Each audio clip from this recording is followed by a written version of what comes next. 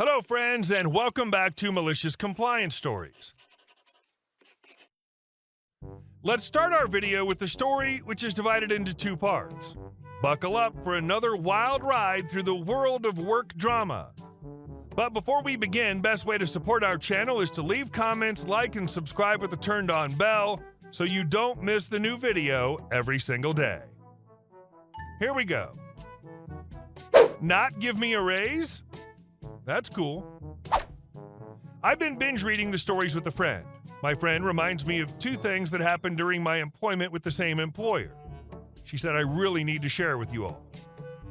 Backstory. I first started working for the employer as part of the manufacturing department, specifically cutting 12-foot shelves to other specified lengths per order. The white shelving that you see in new homes/apartments is the type of material I was working with. The only reason I got the job was that during the working interview, I cut and finished nearly 1,500 feet in 8 hours. Apparently, the guy before me would never cut more than 800 feet per day. After I finished each order, I had to clear it from the computer's database. This is important for the second story. Within a couple months, I finally managed to get my heavy-duty forklift operator's license. That way I could do all the shuffling around of product as it came in from the supplier.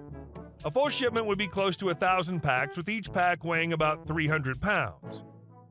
So enter the incident number one. The day was shipment day, a Monday. It happened to be one of the largest shipments the company has ever received.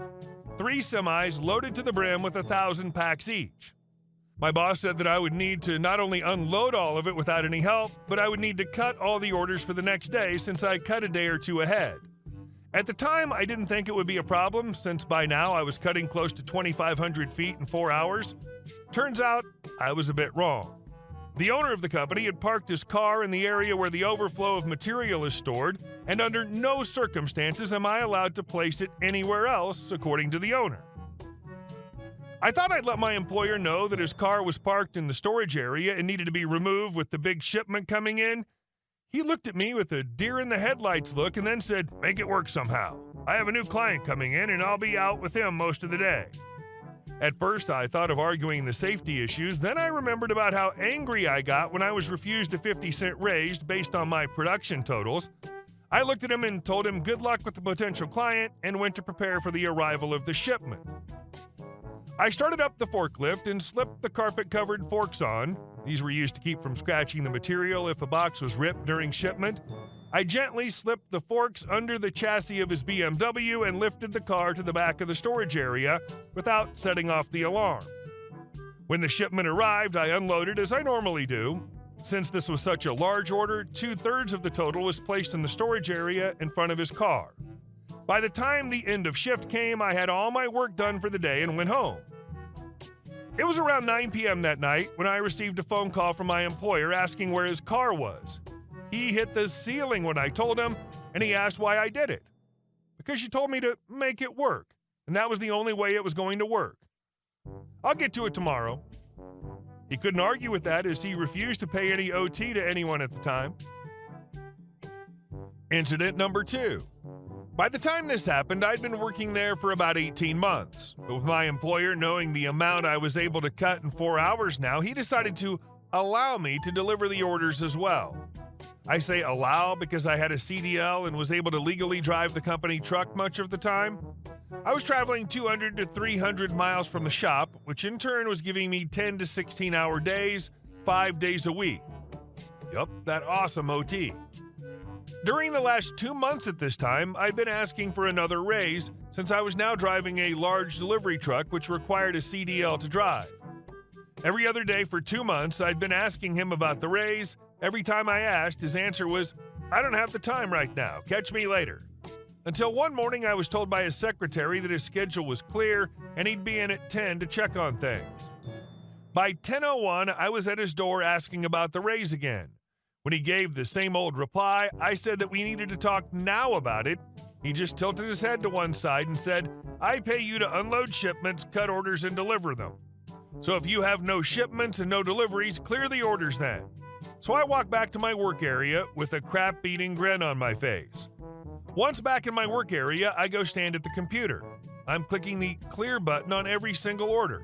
There were probably 2,500 future orders in the computer at that time, orders that haven't been cut yet. After standing there for nearly 90 minutes, all the orders were cleared. Once an order's cleared, it's marked as finished in the system. Once all cleared, I grabbed all my belongings that I've kept there and placed it all in my car. I then went to his office, asked him since there were no shipments or deliveries needing done and the computer was cleared, if I could go home for the day. He told me to have a great rest of my day. I knew that he'd do his late-night walkthrough before turning the alarm on and leaving that night. I made sure to leave a little work light on, shining on a signed note saying, "I quit." A couple days later, he called me asking where all the orders were that were marked as finished. I reminded him that he told me to clear the orders that day. I told him that he didn't mention anything about actually cutting the orders. The last thing I said to him was that calling me anymore would be considered harassment as I no longer worked for him. Found out that he lost a lot of business over the 3 months following because of the confusion and lack of actual completed orders. All I was asking for was a $2 raise, which would have put me at $17.50 an hour because I was driving with a CDL and delivering orders on top of what I was actually hired to do. Moral of the story? Respect the grind or watch your orders vanish into the workday sunset. And our second story. You shouldn't let people in here who look like they work here. Some background. I'm currently a PA for a TV show, which means I do everything asked of me, and a lot of times that means grocery shopping for the office. The cast in today's adventure, me, male, 23, NL, nice lady, CG, confused gentleman, and of course, Karen. Now, I'm an office PA, so I dress a tiny bit nicer than if I was running around on set. Today's outfit was a collared button-down, jeans, and an old Star Wars pullover sweater because it was chilly, and a lanyard with my lot badge around my neck. My boss sent me to the grocery store that rhymes with Jader Toes and handed me a list of hyper-specific salads, wraps, and other goodies for the office staff to eat. Boss also tells me the salads with later expiration dates are way in the back. Make sure you grab those, Trans Superboy. Like a good PA, I nod and dash out to my car and head to Jader Toes. Once in the store, I pop in my AirPods to listen to a podcast while shopping and start hunting for these hyper-specific items. I have a list in my hand, I'm crouched down and sticking my arm way back under the shelves to grab the salads with the further off expiration dates when a nice lady, NL, approaches me and asks if I work there. I apologize and say, no, sorry. She's polite, apologizes, and says she wasn't sure, but it kind of looked like I was stocking or moving things around. I say no worries, and she heads on her way. A couple seconds later, as I'm loading extremely specific salads with extremely specific dates on them into my cart, an older, confused gentleman, CG, approaches and asks if I know where some greens are. I tell him, no, sorry, I don't work here, and he says, oh, I thought you just helped her. NL was still nearby and jumps to help both of us with a, nope, I asked him if he worked here, he doesn't. CG looked like he didn't believe me and looked at my cart.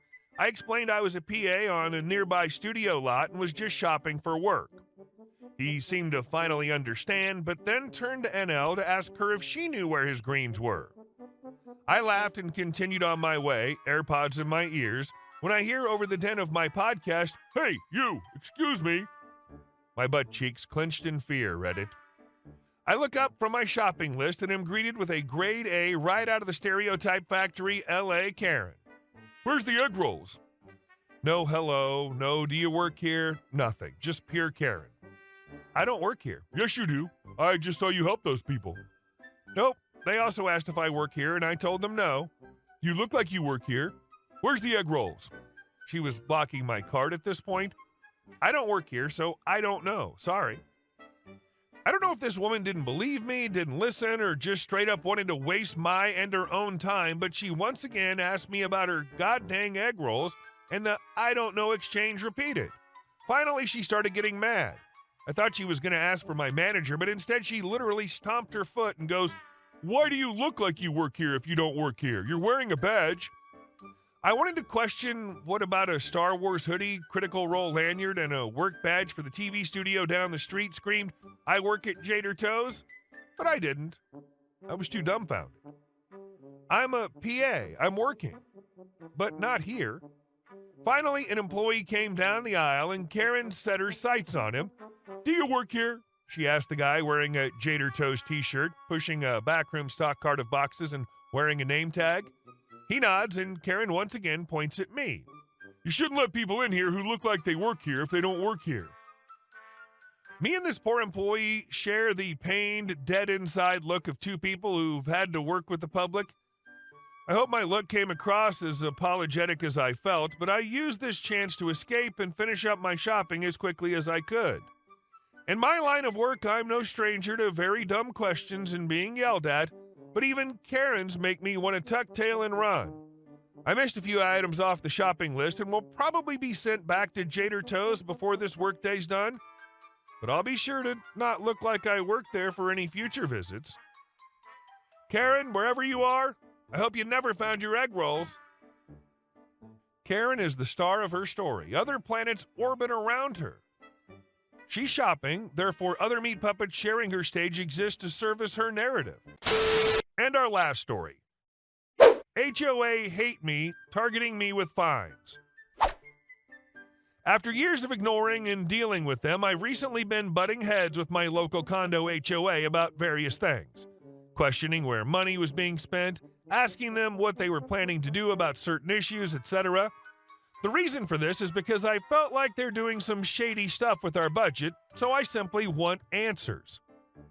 In response to this, they recently towed my car for expired tags. However, I've refused to go quietly into the night and decided to fight back. They wrongfully towed my car and I took it to court and won a little over $1,000. Court was fun and gave me a justice boner because this judge basically yelled at them how they had no power to do this. This is where even more problems started appearing. I feel like they've been going out of their way to make my life harder because they all hate me for asking questions about how things are being ran and money's being spent, in addition to winning my case about the unlawful towing of my car. I've been receiving more fines than ever before. An example was how recently received a $50 fine over my shoe rack. Apparently, after years of it being there, it now wasn't allowed. The people on the board of directors of my HOA dislike me, therefore are trying to give me hell for it. The other option I chose was to seek a change in board members.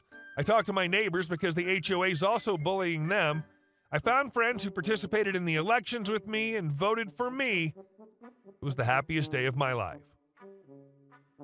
Sounds like you've been through quite a frustrating ordeal with your HOA. But it's great to hear that you've taken proactive steps to address the situation. Hey guys, thank you all for watching the video. I'll see you in the next one.